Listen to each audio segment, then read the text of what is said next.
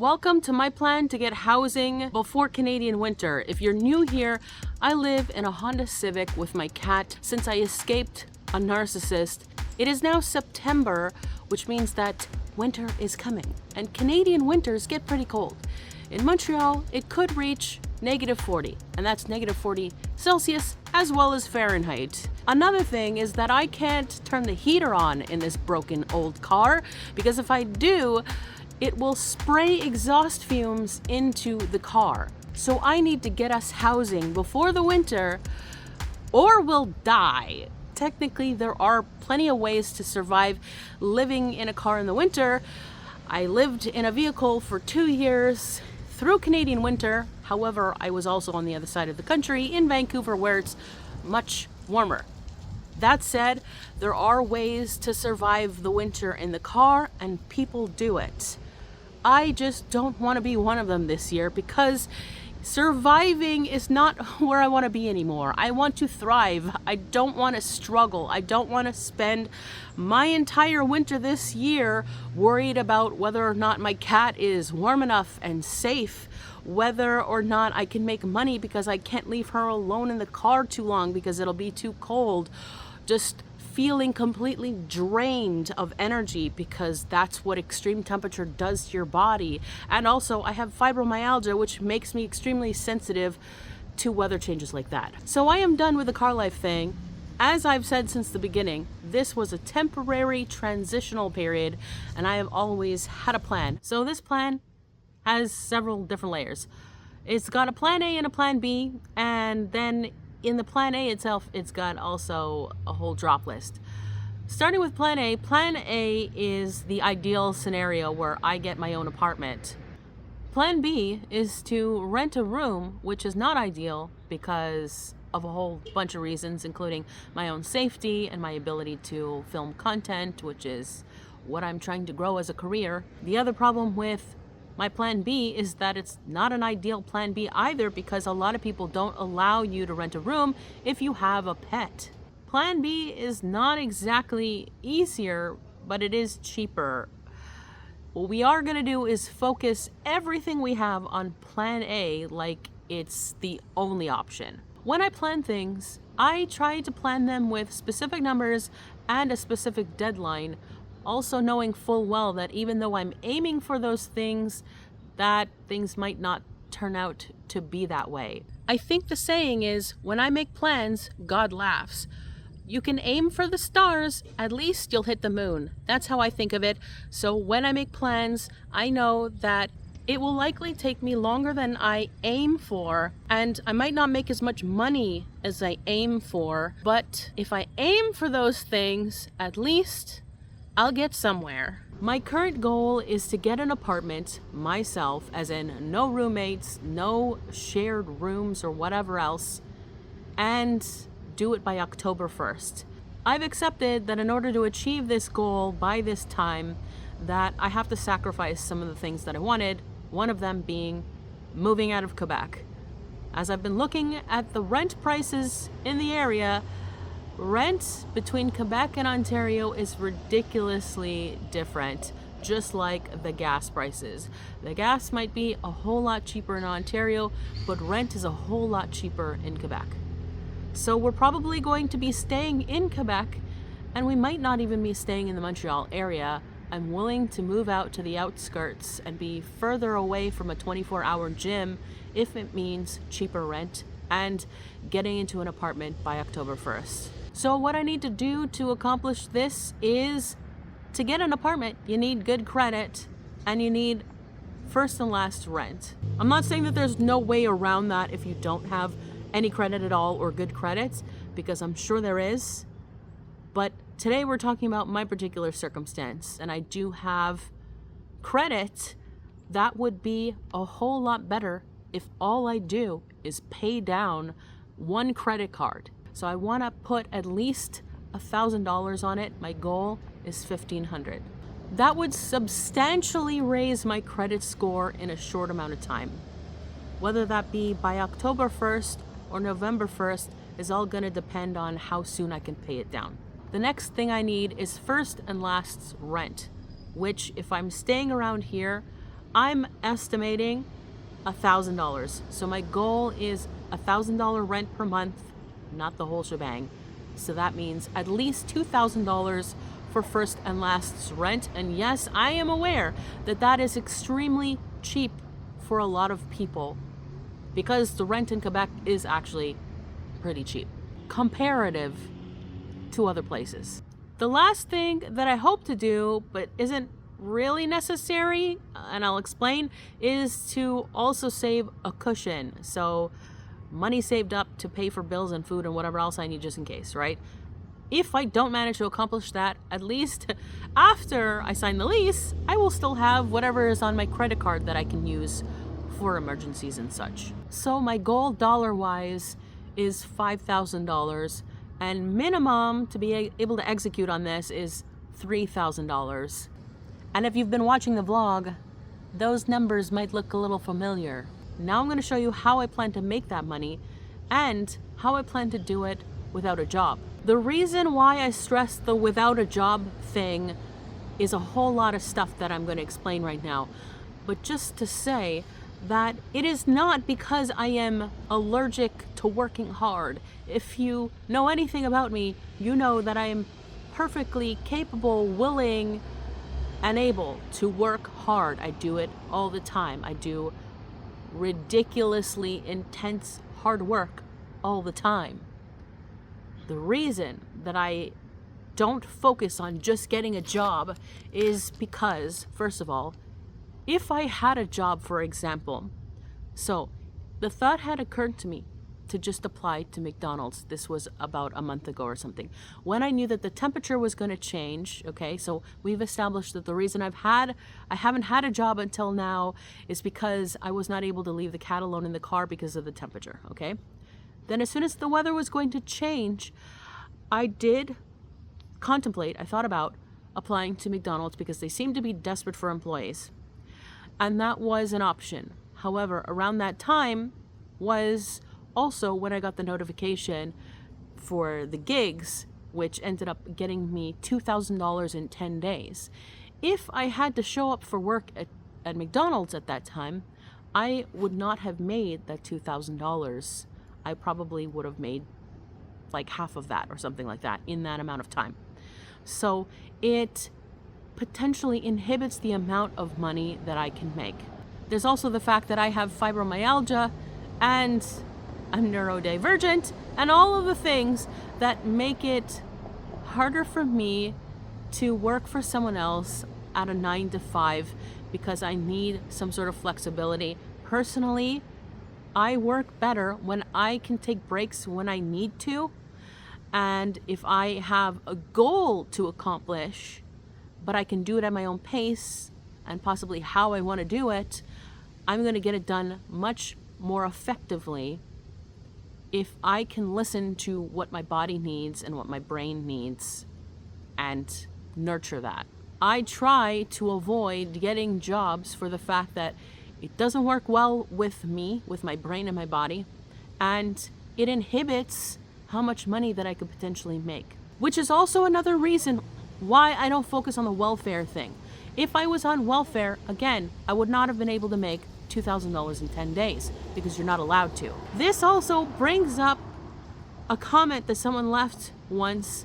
What an a-hole. When I had finally allowed people to help me for the first time in a long time, if not ever, someone in the comments was spreading a conspiracy theory about how they thought that I was accepting welfare and also taking donations so that I could live high on the hog. First of all, welfare is not enough to survive in today's economy, okay?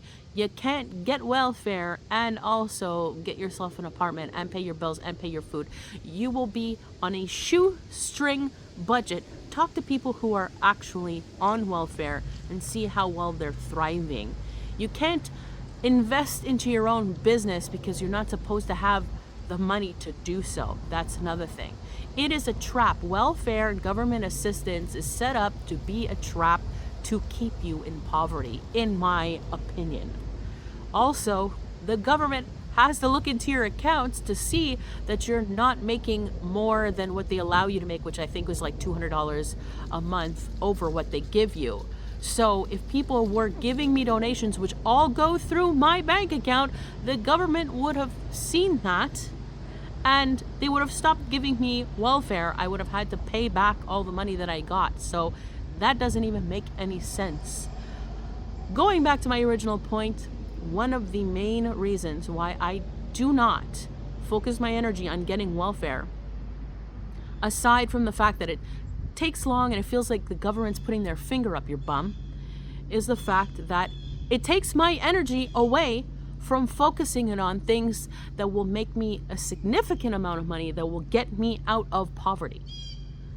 It is a necessary tool for some people, okay? I'm not trying to knock anybody who takes welfare because they need it.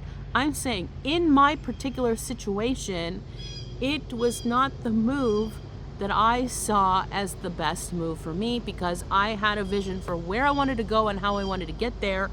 And I knew that focusing my energy on welfare would be diverting me onto another path away from my actual goals. I left abuse in June. I got in the car in July. August, September, I've only been in the car for 2 months. And a massive factor to why I haven't worked my way out of it already is the temperature, is the weather, and the fact that I have a cat in the car with me. So things don't have to take forever. Solutions don't have to take forever. You just have to keep yourself focused on what you're trying to achieve and try to not divert too much energy into stupid things that drain your time and energy. Have a plan and be self-motivated. That's another thing. I didn't want to make this video today. I am having a major fibromyalgia flare the last few days. I'm just starting to feel a little better today. I know that I needed to film this video because it was on my to-do list, and feeling tired was not a good reason to not do it. So I had to motivate myself to do a thing that my body didn't feel like doing today because I knew I needed to do it. So I'm going to list now the 5 things that I am going to be focusing my time and energy on that are supposed to make a lot more ROI. So return on my investment of time and energy. A lot more money than I would make if I was working at a 9-to-5 or if I was on government assistance, okay? And if those 5 things don't work, which I don't see how they wouldn't, then the last resort would be to apply at McDonald's or wherever else. If I apply at McDonald's, it will be for survival purposes only, because the maximum amount of money that I can make at McDonald's is not enough to get me out of the car. It would be a mathematical impossibility. Sometimes there is a bigger result that you can achieve if you properly invest your time and your energy. And a lot of the people who give you advice that derail you from taking the right actions don't have the results that you could potentially have. Everyone has an opinion. Everyone is going to try to help in their own way by giving you advice based on their own experience, their own situation, their own awareness and knowledge of the world and whatever. They're going to project that onto you and your situation and give you advice, and that doesn't mean that it is right for you and your situation and where you want to go and what's going on in your life. So these are the 5 things that I'm going to be focusing my time and energy on to make as much money as possible over the next couple of weeks, to hopefully make $5,000 before the 1st of October, which no, it doesn't give me much time. Now, the first one is going to be the most obvious and easiest, and the last one is going to be the potentially most lucrative one. The first one is going to be to do more of these road trip gigs, which may or may not be an option. I just have to wait and see if they list them. And if they do, probably in the middle of the month, I will be back on the road, hopefully making another $2,000. In case you don't know what I'm talking about, I have been using an app that has been giving me gigs to go take pictures, and I drive around, take pictures, and they pay me money. I'm going to announce what app it is and all of that in a future video when I feel safer to do so. The next thing is something that I want to do that I feel like if I focus on it for a solid amount of time, that it could potentially work out, and also it could potentially do nothing. It is very frustrating to me, and I think the reason it's more difficult for me is my niche. I think that a lot of brands may be a little standoffish about talking about narcissist kind of stuff. So I may adapt my content a little to please the brands, but if you haven't guessed it already, sponsorships. So I get emails on a regular basis from brands who want to work with me. However, they don't want to pay me, especially they don't want to pay me what I'm worth. They want to give me free stuff that I don't need or want so that I can promote their whatever it is. What I want is obviously rent money. So number 2 is to contact brands, as many as it takes, to get somebody to pay my rent. And while I'm doing that, also probably adapting my content a little bit to be more brand friendly, because that could potentially be hindering me, like I said. If you don't know, I don't just have this YouTube channel of 6,000 something subscribers right now, but I also have an Instagram with over 30,000 followers, like almost 40,000 followers at this point. And that's worth quite a bit of money per post to brands. And yet I have been having difficulty getting paid sponsorships, and I am almost 100% sure that it is because of my niche. And also possibly because I don't regularly post, and I don't regularly post because of all the obstacles and limitations with my living situation. So I'm just doing the best I can. Number 3, online gig work. So this is something that I would have done from the beginning, except that I was limited in how much electricity I had available to me. So I couldn't really do this. But again, now that the weather has changed, I can. And I've already been contacted by someone for a social media management job, and I'm realizing when I was talking to them, I'm realizing, you know what, this is something I could potentially do, and there are a lot of other gigs that I could do because I have a lot of skills and experience, which you may not be aware of, and I can apply those to gig work on there's multiple platforms. There's Fiverr, there's Upwork, there's, what is it, Indeed, where you put your resume up there. Anyways, lots of places that I can try to get gig work. And if you want to try gig work but you don't feel strong about your skills, you can even try data entry. There's data entry jobs and stuff like that. There are gigs available, and I'm sure that you can find something that you can do. And if you don't have a skill that fits the job market, you can always get it. You can get that skill. You can learn a thing. Learn a thing. That is how I got all my skills. I was not born with them. I am just an obsessive learner.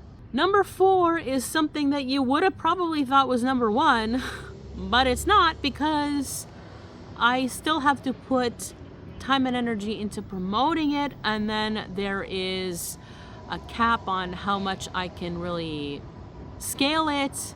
It takes a lot of energy and time, but I am still going to pursue this as an option right now. It's just not at the top of my list.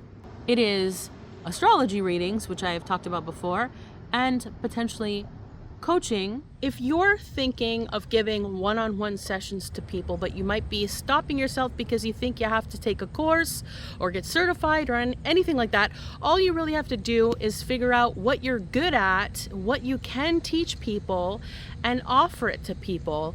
Just show them that you know what you're talking about by giving some free content and really describing well what you're going to teach them.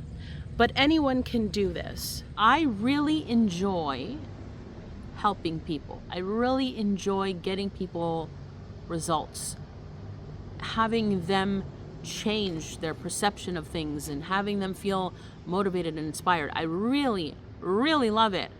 It's just that one-on-one coaching takes a lot out of me, and that's a large reason as to why I've been hesitating on doing it. Which also brings me to number 5, which, as I said, has the most potential to earn the most, and that is a coaching program that I've been working on behind the scenes that you will see exactly what I'm talking about if you go to my website, natashahines.com, which will be also linked in the description and probably the first comment. I really got to get the hang of doing that. I will also be setting up a funnel with ads so that I can promote this program.